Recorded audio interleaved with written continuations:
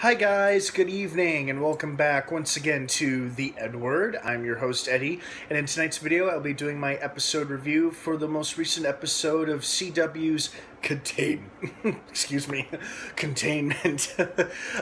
premiered last night on the CW. And of course, before I start blabbering on and on about it, please be warned that this video will be full of big spoilers regarding the most recent episode of Containment. So if you are not caught up or if you haven't seen it yet, do not keep watching or listening to this video as I will be discussing massive spoilers. So you have been warned. That being said, another good episode. Very good. You know, it kind of started off a little slow, but then halfway through it really picked up really fast. You know, we got to see characters reaching their breaking point and also assuming somebody else's perspective. We saw Jake and Katie as they're trying to have their first little lunch date. They try to go out and find the bus driver who's trying to take the kids outside of the cordon because now all of the refugees are protesting and rioting. We want out, we want out. You know, everybody's banging on the shipping containers with Lex and Dr. Lammers inside one of them. And now those two are trapped in there. And when I say perspective, I mean, I think Dr. Lammers gets an idea of what life is like, sort of, for the people inside the cordon. I think Lex is a bit more sympathetic, but Dr. Lammers is definitely getting that perspective because now she and Lex are both stuck in this shipping container because they were in close proximity to the boy in last week's episode who they thought would be carrying the cure, but instead he is a carrier of the virus. So now they're stuck in quarantine until further notice. Meanwhile, everybody inside the cordon is banging on the walls trying to get out, and it forces the National Guard to act, which leads to a little mini, not necessarily a siege, but more of an intervention on behalf of the National Guard. And what I thought was interesting that Mr. Tough as Nails, hard-ass Captain Scott did not want to use snipers on American civilians. He didn't want to start shooting people. He was actually quite reluctant about it, despite Dr. Lammers ordering him to do so, even though he claims that he doesn't really take orders from her anymore because she's been sort of relieved of duty being stuck in quarantine herself.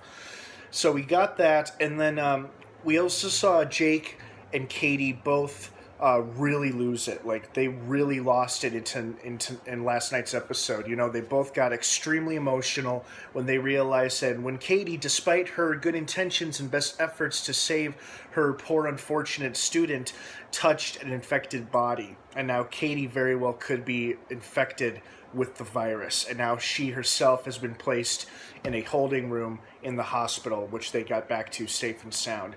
But while she was showering, Jake was silently crying and sobbing. And then later, when he leaves her to go get her son, she starts screaming wildly. And, you know, she's already crying, choking up. So they've both hit it. And I think they're both hitting their breaking point, but it's also because both of them can't stand seeing the either so unhappy and scared and miserable.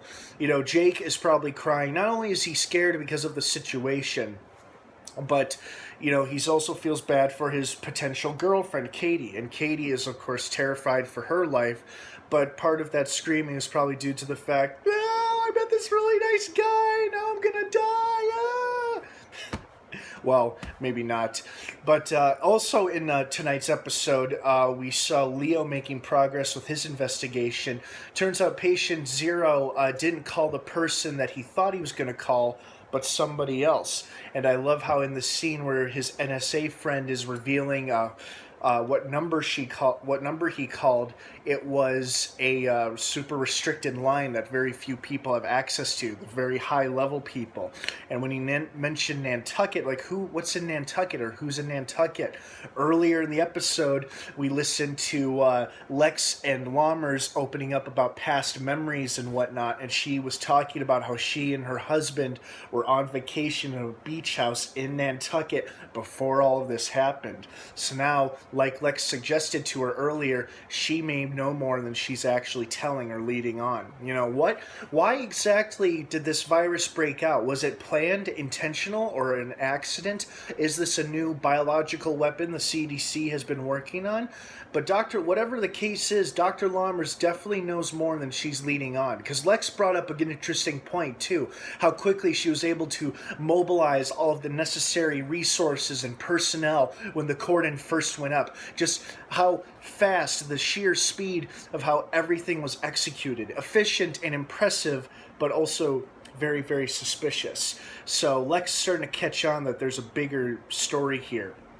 But at the same time, they're also kind of bonding over being stuck in a shipping container together, talking about funny past memories, or she was talking about all the different crises and viruses that she's dealt with in her career, stuff like that. So, you know, it was a pretty, you know, the last 10, 15 minutes there were pretty intense. We saw poor pregnant Teresa get knocked to the ground and being unable to get up, and we saw another person wearing her mom's clothing, which probably means her poor mom probably died of the infection. And you know, we saw her and Xander very riskily try to make their way through the crowd, and then poor old Bert. Oh, I didn't like seeing poor old Bert smacked into a car, even though the person who ran into him kind of saved his life from the crazed motorcycle driver. You know, he still knocked his back into the car, and then the guy took his box of medicine that he was bringing to his poor injured wife, and now he seems to have an injured ankle that's either broken or swollen or something, because now he can't move either. And then, like I mentioned earlier, poor Katie, she finds her missing student who's been who was hit by a runaway truck because of the crazed motorcycle driver, and now Katie might be infected because her student was infected, and she was in close proximity by holding the student's body. It was pretty intense when we saw the National Guard, you know, open fire, not at people. Well, we did see one trooper shoot one guy, but that was because the infected guy was getting too close to a little girl. It was very zombie-ish the way he was walking towards her, like, and he's got blood coming down his face. And then they finally calmed things down by shooting up into the air and scaring everybody off and making them disperse. So at least they got the rioting crowd under control, but it doesn't solve their problems forever, because now they've got troops patrolling the walls of the cordon. So pretty intense episode, and I have a feeling that the next final episodes are going to be the most intense and most revealing as well. We're going to find out more about Patient Zero, what the story is with this virus, the developing relationship between Katie and Jake, if they can last just a little bit longer, and if that doctor knows more than he's leading on, the doctor investigating the whole thing, along with the CDC director, Dr. Lammers. We'll see what's really going on, and how our characters continue to struggle and handle their horrible predicament. Well, guys, thank you so much for watching this video here on the EdWord. I hope you enjoyed the most recent episode of Containment as much as I did. Thanks for watching. Don't forget to subscribe to this channel for more review videos like this one. Like this video and click on the Facebook description down below in the comments section. Check out my Facebook page. I think you'll like what you see. And don't forget that Containment is on every Tuesday night on the CW. And I believe we have 4 more episodes left. Yep, this was episode 9, and we have episodes 10 through 13 left. So yeah, we've got about a couple more episodes, and I think it's going to get pretty damn good. All right, guys, have a great rest of the night. Thank you again for stopping by, and of course, as always, may the Force be with you.